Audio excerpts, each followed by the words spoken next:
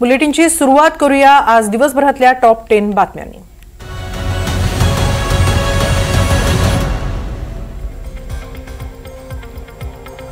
Mumbai crime ब्रांचने Akhtar Hussain Qutubuddin Ahmad नावाच्या एका व्यक्तीला अटक केली। अख्तर हुसेन हा भाभा अणु संशोधन केंद्रातील शास्त्रज्ञ म्हणून ओळख निर्माण करून 40 वेळा परदेश प्रवास केला होता। 1996 पासून त्यांना अमेरिका, इराण आणि इराक सारख्या देशांकडून मोठ्या प्रमाणात परदेश निधी मिळत असल्याचं तपासात समोर आलंय।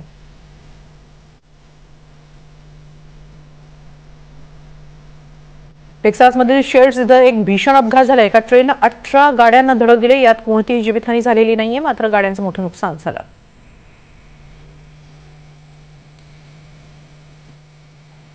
आज सोनं चांदीच्या किमतीत वाढ झाली। प्रति 10 ग्रॅम सोन्याचा भाव 343 रुपयांनी वाढून 1,21,000 गेलाय। पूर्वी किंमत प्रति 10 ग्रॅम 1,20,000 रुपये होती, तर चांदीचा दर 535 रुपयांनी वाढून 1,49,000 रुपये प्रति किलोग्रॅम झालाय।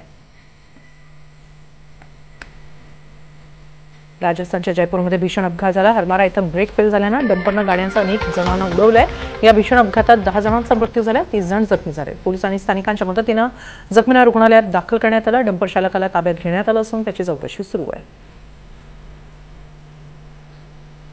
मेक्सिकोमध्ये डे ऑफ द डेडच्या रॅलीत महापौरांची हत्या झाली। या घटनेनंतर मेक्सिकोमध्ये शोक आणि संताप व्यक्त केला जातो। मिचोआकानमध्ये रस्त्यांवर महापौरांना श्रद्धांजली वाहण्यात आली।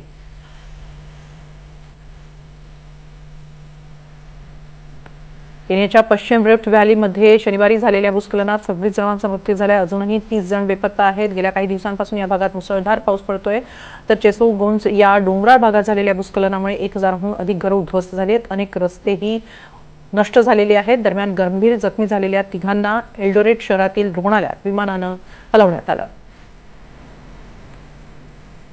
युक्रेनच्या काळ्या समुद्र किनाऱ्यावरील